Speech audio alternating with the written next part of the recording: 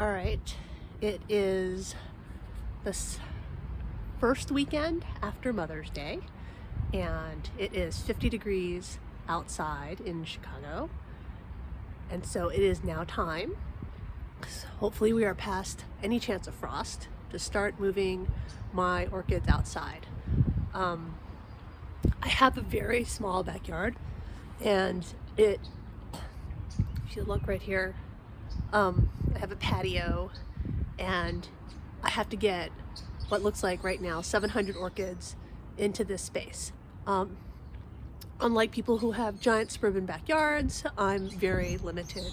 And also this year, since everyone is staying home more, I thought I would try to move my table out from under the linden tree so that we could have a little urban oasis. The first step in this process is to get my shade cloth up, which we can see in a giant pile right there. It is if I remember correctly, a 60% shade cloth, and I need to string it between my garage and my house, which is right there.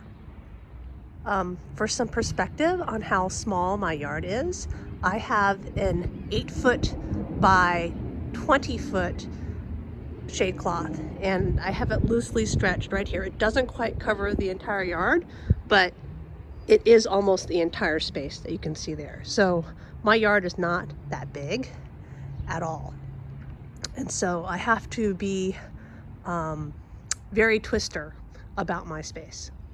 All right, I have my shade cloth up, and I've moved the table, and you can see the table is covered in lichen. It's a teak table, unsealed teak.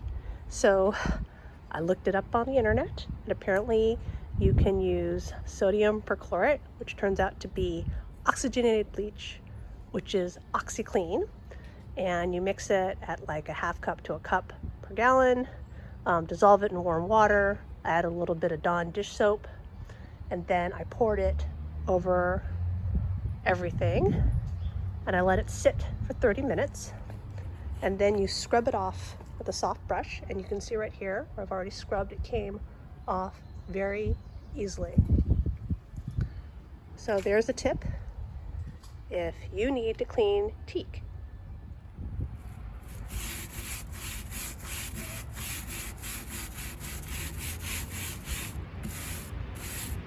I'm not applying a lot of pressure, so it comes off very easily after it's been treated. All right, it is now 3 p.m., so it's about 6 hours later from the first video, and all I've gotten done is arranging my racks to hold the plants, and I got the table cleaned. It's no longer covered in lichen, so I'm probably going to have to spend the next week very slowly bringing out my plants, since it's supposed to rain tomorrow. So this is all the orchids that need to move outside. And since I am not going to get to moving any of them today, because it's like 3 and I'm exhausted from scrubbing lichen off my teak table, I'm gonna do a very quick what's blooming update. So it's a pre-move out what's blooming update. So right here, finally all the spikes are open on it, is my Dendrobium aggregatum. It has, I believe, 4 spikes this year. 1, a very small, 2, 3, 4 spikes. And I got this from Julie Hall, bought it from her. She has a very large aggregatum that she divided at some point, and this is a piece of that. I grow this very dry in the winter. I mean, it's still in my growing area. I try to keep the humidity up, but I do try to give it a winter rest and not water it. And you can see that my pseudobulbs are very shrunken, so it gets pretty dry. But I'm doing better. So last year I think I had 2 spikes, and this year I have 4 spikes. All right, what else is blooming?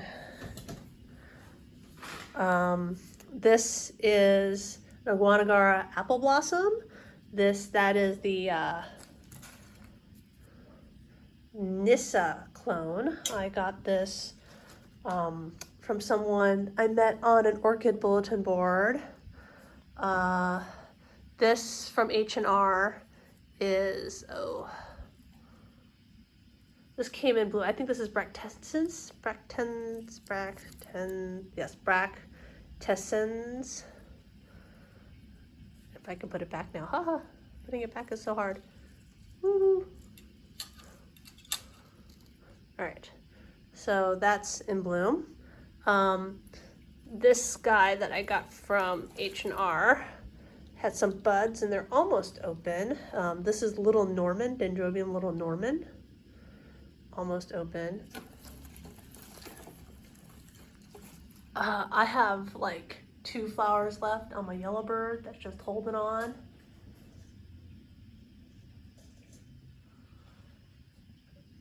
This is another Guanagara apple blossom. It was an unnamed apple blossom that I got as a dump from the Chicago Botanic Garden from their after show. No one wanted to buy it, so I just took it home. I call it Pink Fantasy. Yeah, I have a lot of sort of orchids where I feel like I can't just let them go to the compost pile, and I bring them home with the intention of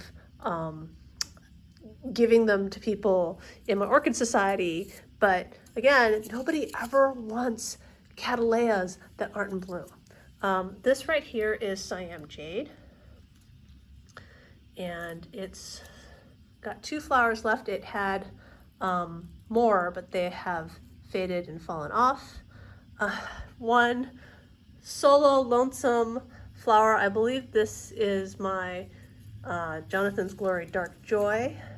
Not 100% sure. I don't know what, look, the rest of the plant, there's nothing on the rest of the plant. It's just this one flower right there.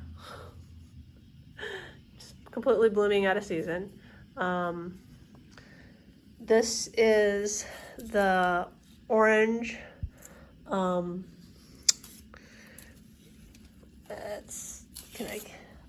at this, isn't this lovely? This is like a big blank tag with just the number 2 on it. I went to mark this one so I would know which one it was. I had 2 of them. This is, oh no, that's Richard's Bonanza. I'm looking at the wrong pot. This one's right here. This is Love Passion Orange Bird. So it's starting to fade. It's probably, the flowers are gonna fall off in the next day. This is, down below it is Jewel Box Scheherazade in bloom. Cluster bloomer, very beautiful. 1, 2 spikes, big, gorgeous clusters of flowers, and I should not have touched it because now my fingers are all sticky. This down below right here, this beautiful flared, is I think Mini Song right there. And then that white one right there is Maggie Daly. It's starting to go. It's developing some brown spots on the flowers. This Massodalia, I believe, is Prince Charming. It's been in bloom. It's getting a little bit too hot in here. I should probably move it downstairs. But the other Massodalias that my sister sent me, let me see. Oh, all right. Let me climb up on the step ladder and try to zoom in. We have right there. I'm gonna use my other finger to zoom in. That's Sunny Delight right back there, blooming.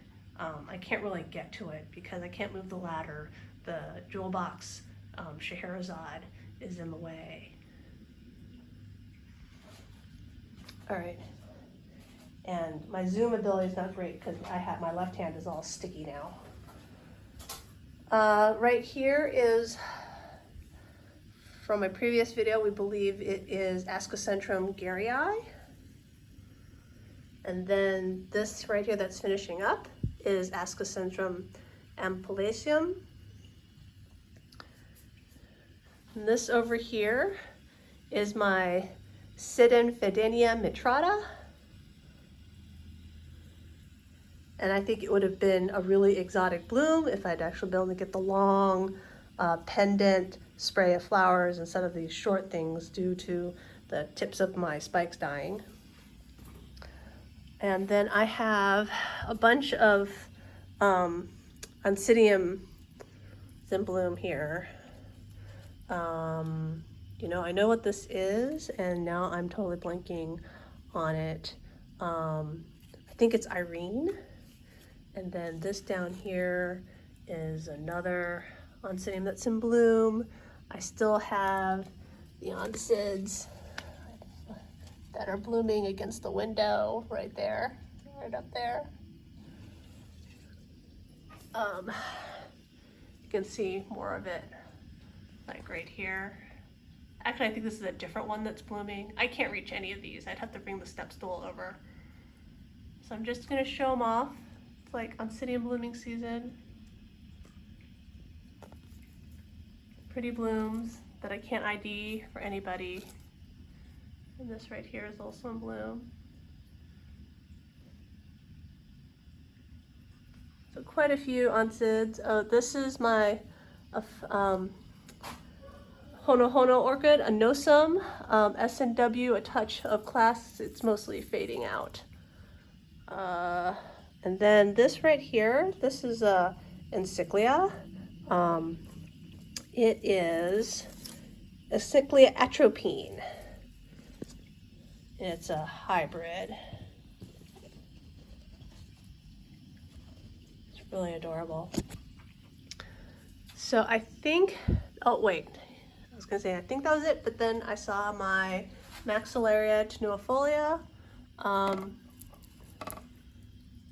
This one I got from the repotting table. I was helping repot a very large one that someone brought in at the Illinois Orchid Society Fall Show.